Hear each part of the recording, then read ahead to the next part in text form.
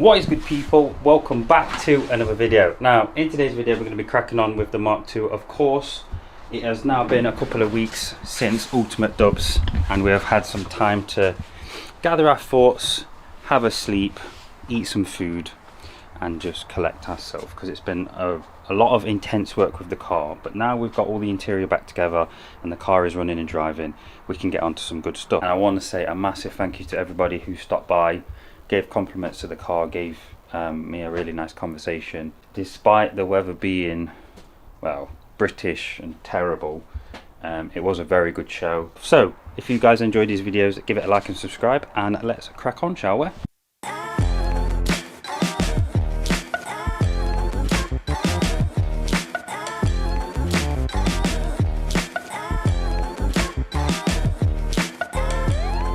Off the back of Ultimate Dubs, we did encounter a rather worrying fault on the way home. It would try and steer me off the road violently, and I think I know what the issue is. When we sent the car up to get it painted, we was talking about getting it notched. We found out that the offside drive shaft is the one that's hitting the body. So come on, focus, there we go. So we had to notch it a little bit to give us some clearance, but we also found that these steering arms was also hitting as well. So the car was maybe 10 or 15 mil higher when it was aired out because it was sat on the drive shafts. The steering arm was touching. Now we're about 10-15 mil lower. That steering arm is taking the entire weight of the front of the car, which is obviously got all your engine and everything in it. So what I think's happened is I may have bent both steering rods. Before I replace track rods and track rod end and do the flip kit, I'm going to adjust them how they are now to get it running as straight as possible, and then it also gives me a chance to try out the alignment tool. So essentially what this is, this sits flat against the wheel using these pads, one there, one there. Put two tape measures across, one across that side, one across that side. We then get the measurements from both, subtract, do a bit of maths, and then that works out what our wheels are doing in terms of alignment. We're going to get the car at its driving height and then we'll start tracking this car up, guys.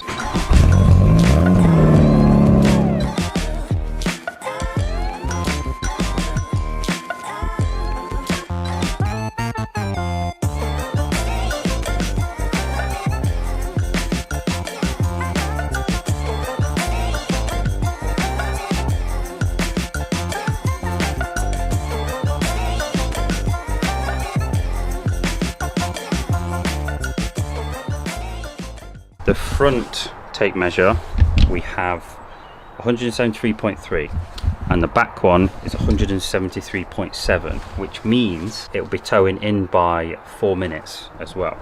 All we have to go off is the manufacturer spec, which is 0 plus or minus 10 minutes, which is basically dead straight. So all we need to do is get our figures bang on same. So our aim probably is to get it at 173.5 at the front and back. So what we're going to do, guys, we'll jack the car up, we will adjust the offside because the near side on Mark II Golfs isn't adjustable. Cheers, Volkswagen. So what we'll do is we'll adjust the offside to the near side and get that toe as straight as we possibly can, take it out on a road test. And as long as the car is tracking straight but the steering wheel's off, we can just take the steering wheel off and put it straight. Job done.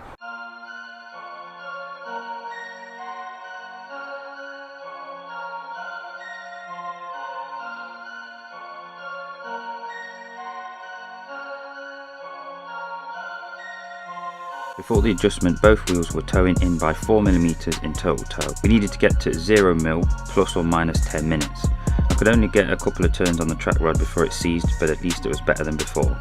With the wheels back on, I took the car for a road test, and while the car drives better, it's apparent the issues are from the rear. So once we've swapped all the worn steering and suspension components, we can take it to have a 4-wheel alignment and get this car driving bang on. Right, next thing we've got, guys, on the list is the sound deadening. So we still have quite a lot of it left, and the bits that we did in all 4 doors served an absolutely massive purpose, if you want to call it that. Another area that I want to do is the tailgate. Obviously there's not much metal between the front and the back, and obviously a lot of the exhaust noise is either coming in from here or coming in from the boot. So with a little bit of sound deadening, we're just going to line a little bit inside this bit, and also when we close it, it's actually going to sound a little bit better as well.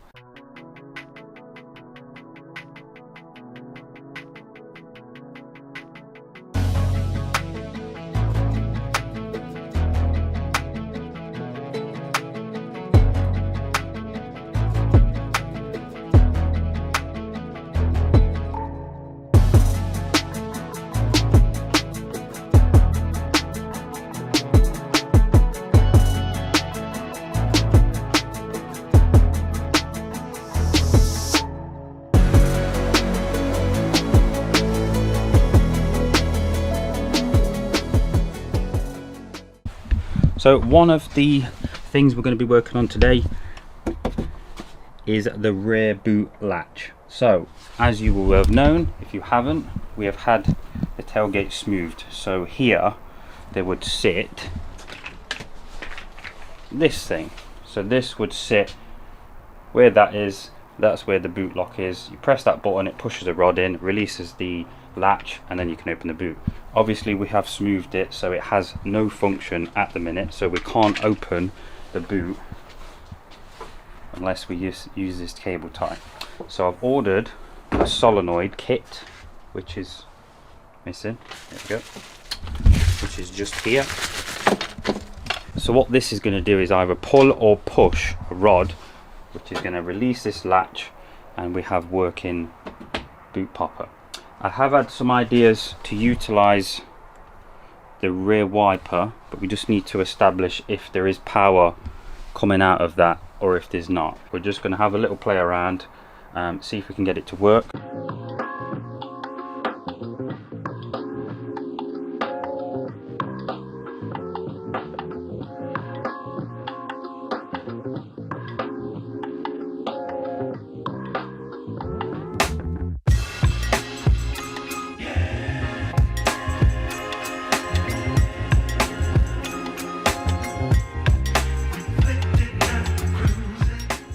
The first attempt at figuring out what all these wires do, we have a little rig set up.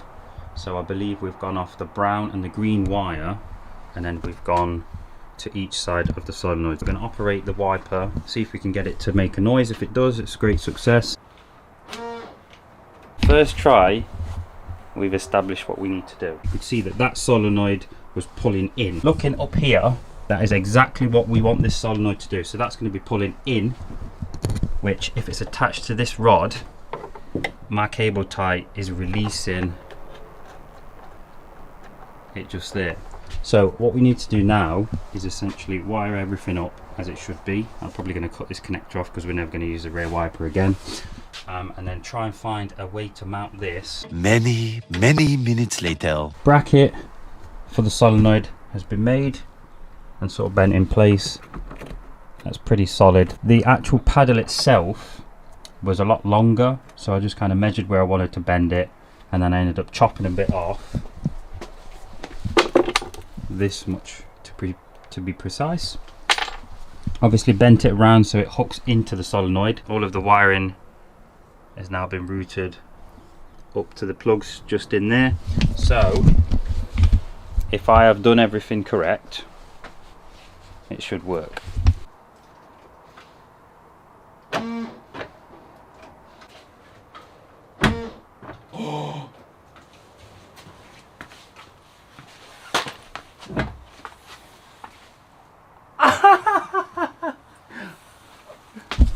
We actually fixed something. Oh my god, we actually made it work, and it works off the wiper. Absolutely fantastic that is. Let's do it again. I can't believe that's work.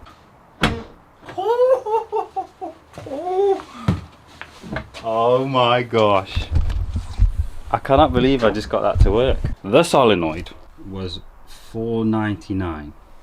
If it lovely focus, thank you very much. There we go. $4.99. That's it. One more touch.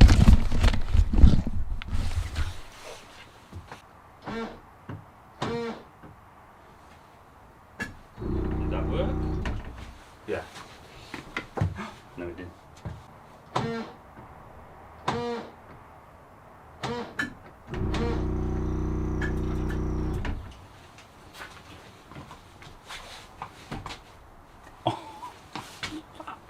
Okay, after a little bit of panicking, figured out what it was.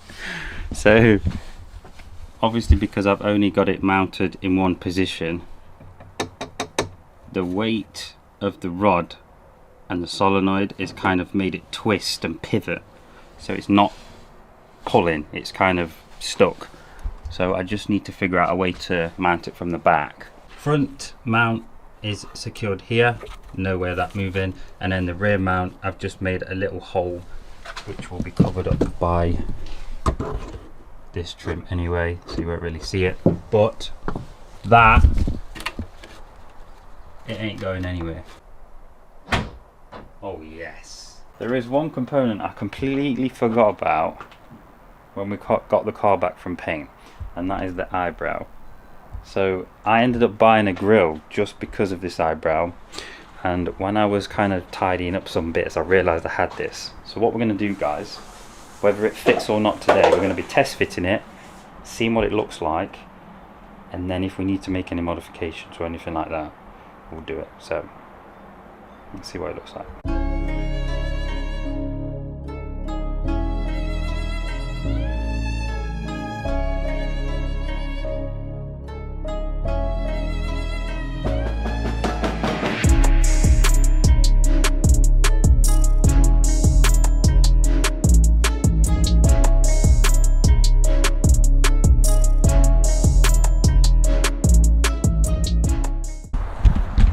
I like it. I really like it. I think it works well. I think it works well with the look we're trying to go for, which is sort of 80s, 90s style, obviously with the BBS kit, smooth body, and then a little eyebrow to give it a little bit of aggression. I think what I'm going to do, guys, is wait until we get a bumper first. Then we can put the grill in better. Then we can attach this better. We can hide the screws pretty easily. There is the one on the side which you can see, but I don't know if it's because the grill needs to sit forward a little bit more. I'm not sure also if because it's an aftermarket grill, it's not sitting where it's supposed to be. The only genuine one I have is that one.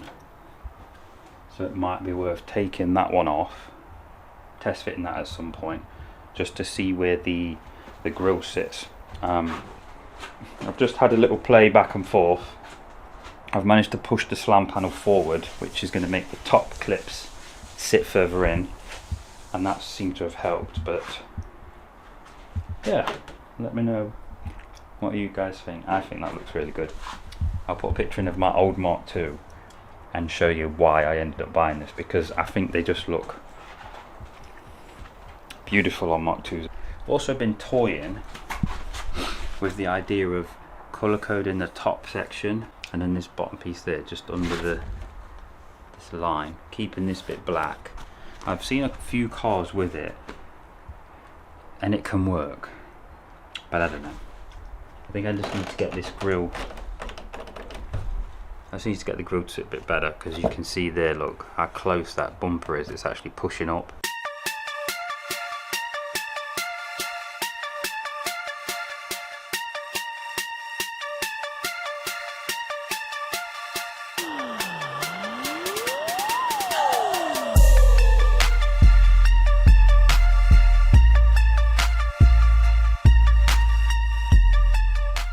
A component that you may have noticed we've missed out is obviously the dashboard.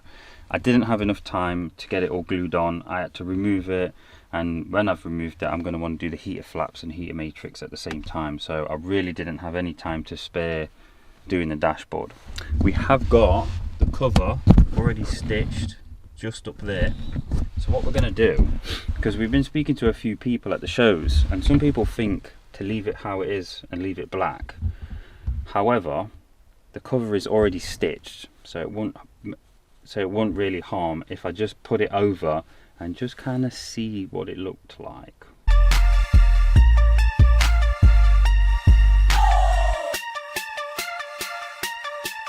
But the best thing I can do is that. So we've kind of semi-fitted it as best as we can, because obviously we've still got all of the fascia plate in and all the trims that kind of tuck under things around the side panel where the A-pillar is. It's obviously catching all in that. So you know what, if I'm honest guys, it's probably going to benefit with it being fitted. But I think either way, whichever route we go, whether it's tweed cover or black, I think none of them can do wrong. I think they both can only complement. And obviously there's always going to be a dividing opinion. There is going to be some people that prefer the tweed dash because they feel like, you know, everything else is done and that will tie in lovely. And some people will probably think that the black would look better because it kind of offsets the colour, because there's lots of other black bits around the trim. So guys, comments down below, what do you think we should do? I'm not too sure. I'm swaying back and forth between tweed and not tweed, but either way, yeah, I don't know. I just think it's going to flow with everything, because there's nothing that's majorly black on this car now. It's only kind of like an accent colour, apart from the seat covers, which obviously get removed every time we use, whenever we get out the car it shows. But at the back, all you've got is seat belts, the little bit of door seal around the side, and then door seal there, and then bits and bobs there. Again, center console, little bits of black, and then the dashboard, everything is black. So whether I go tweed or not,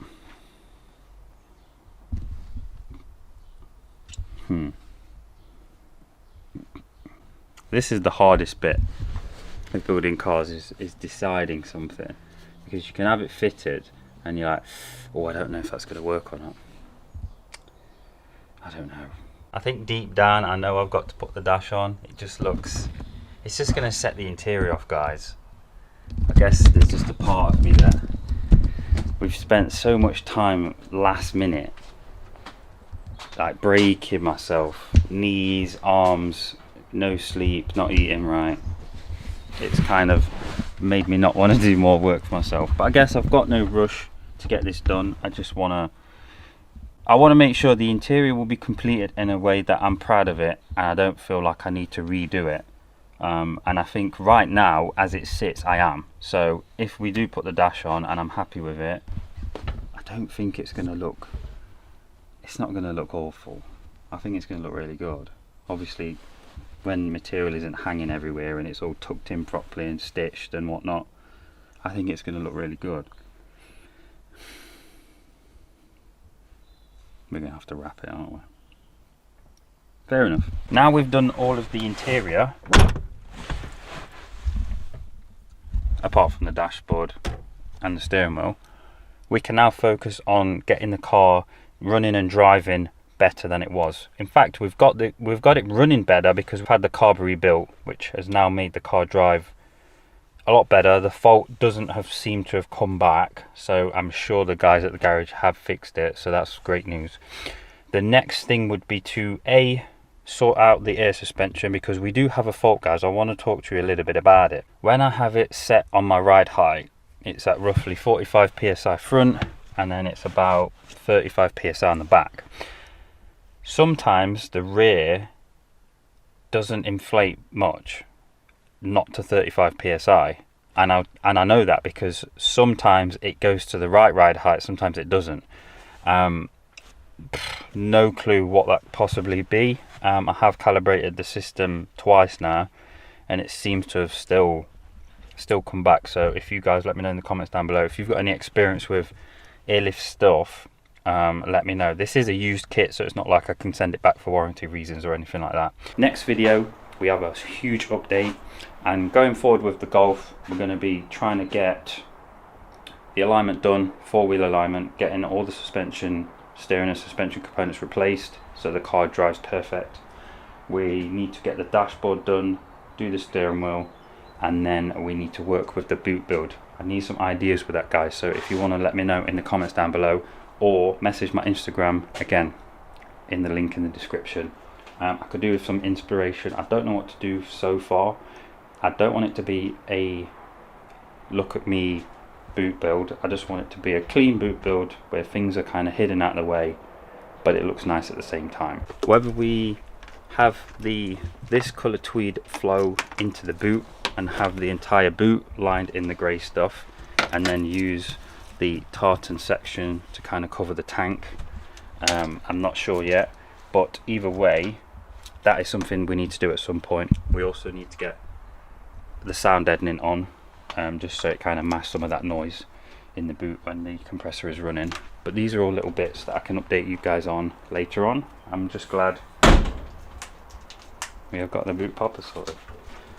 So guys, I'm going to end the vlog here. If you did enjoy the video, be sure to give this video a like and subscribe. Social medias are all in the link in the description. Sometimes I upload some early progress pictures, so if you want to skip the queue, follow my Instagram. And guys, we will see you next week for another upload. Peace.